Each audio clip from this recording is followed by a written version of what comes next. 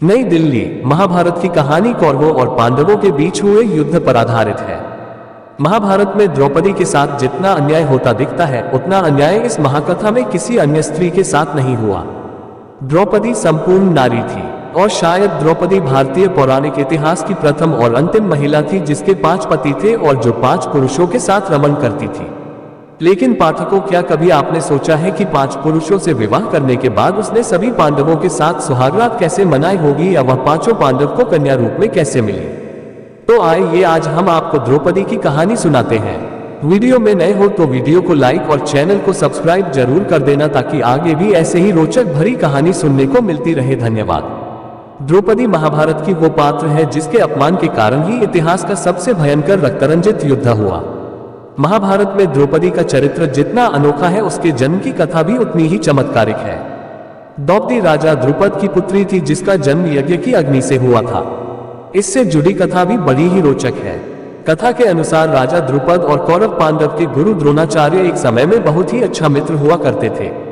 बचपन में द्रुपद ने द्रोणाचार्य को यह वचन दे रखा था कि जब वह राजा बनेंगे तो अपना आधा राज्य अपने मित्र द्रोण को दे देंगे, परंतु राजा बनने के बाद द्रुपद ने द्रोणाचार्य को आधा राज्य देने से मना कर दिया और अपने राजसभा से अपमानित कर निकाल दिया। द्रुपद के हाथों अपमानित होने के बाद द्रोण भटकते भटकते हस्तिनापुर पहुंचे, जहां भीष्म पितामह ने द्रोणाचार्य को हस्तिनापुर के राजकुमारों को शिक्षा देने का कार्य सौंपा। तत्पश्चात द्रोण कौरवों और पांडवों को अस्त्र शस्त्र की शिक्षा देने लगे। यूं ही समय बीतता गया और जब कौरवों और पांडवों की शिक्षा पूर्ण हो गई तब गुरु द्रोणाचार्य ने उनसे गुरु दक्षिणा के रूप में पांचाल देश मांगा। गुरु के आदेश पाते ही पहले कौरवों ने पांचाल देश पर आक्रमण किया, लेकिन उन्हें द्रुपद के हाथों पराजित होना पड़ा। फिर पांडवों ने पांचाल देश पर आक्रमण कर राजा द्रुपद को बंदी बनाया और अपने गुरु के समक्ष ले आए। तब गुरु द्रोणाचार्य ने जीते हुए पांचाल देश का आधा भाग राजा द्रुपद को दे दिया तथा शेष आधे राज्य का राजा अपने पुत्र अश्वत्थामा को बनाया।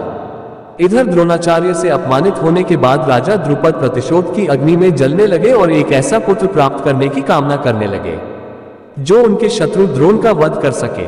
इसके लिए उन्होंने एक ऋषि के कहने पर पुत्र प्राप्ति यज्ञ शुरू कर दिया और इसी यज्ञ की अग्नि से पुत्र धृष्टद्युम्न के साथ साथ एक पुत्री द्रौपदी भी प्रकट हुई।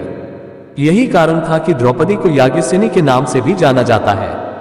दिव्य द्रौपदी एक युवती के रूप में हवन कुंड से प्रकट हुई थी, इसलिए कुछ समय पश्चात राजा द्रुपद ने अपनी पुत्री के लिए स्वयंवर का आयोजन किया। अपनी पुत्री के स्वयंवर के लिए राजा द्रुपद ने सभी राज्यों के राजाओं को आमंत्रित किया।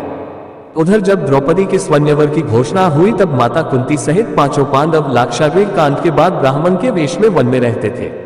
जब इस बात की उन्हें सूचना मिली कि द्रौपदी का स्वयंवर हो रहा है और वहां श्री कृष्ण भी आएंगे, तो 5 पांडव उनकी दर्शन की अभिलाषा लिए पांचाल देश की ओर निकल पड़े और स्वयंवर के दिन पांचाल जा पहुंचे। उधर स्वयंवर शर्त के रूप में राजा द्रुपद ने एक यंत्र में बड़ी सी मछली को रखा जो घूम रही थी।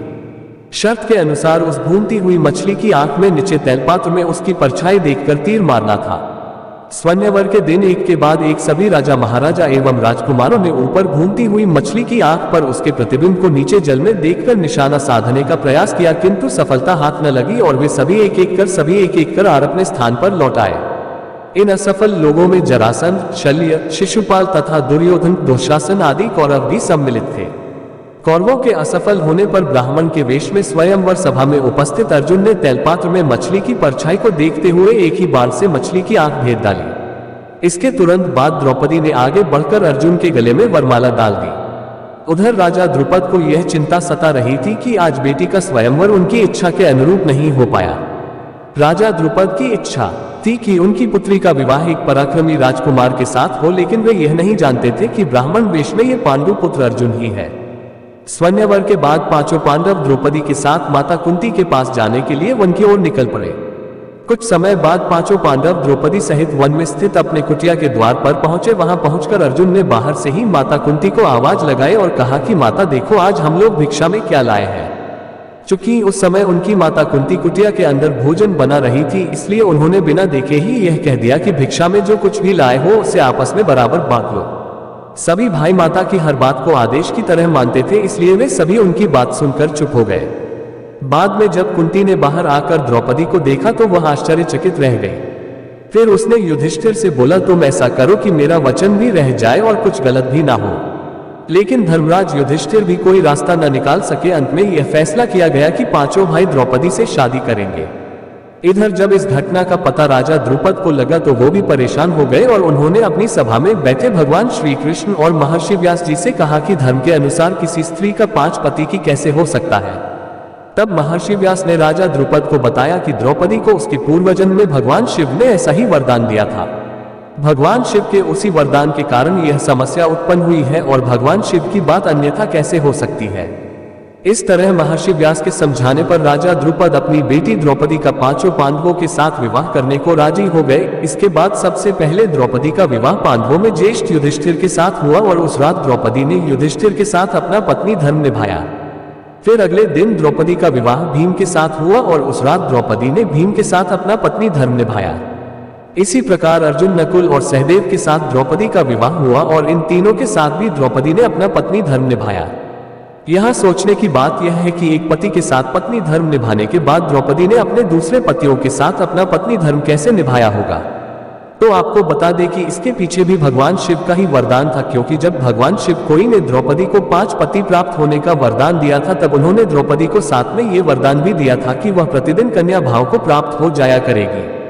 इसलिए द्रौपदी अपने 5 पतियों को कन्या भाव में ही प्राप्त हुई थी। परंतु संतान प्राप्ति हेतु भगवान श्री कृष्ण ने यह सुझाव दिया कि प्रतिवर्ष द्रौपदी एक ही पांडव के साथ अपना समय व्यतीत करेगी और जिस समय द्रौपदी अपने कक्ष में किसी एक पांडव के साथ अपना समय व्यतीत कर रही होगी तब उनके कक्ष में कोई दूसरा पांडव प्रवेश नहीं करेगा। द्रौपदी की ये कहानी सुनने के लिए धन्यवाद और पूरा इस वीडियो को वॉच टाइम देने के लिए थैंक यू।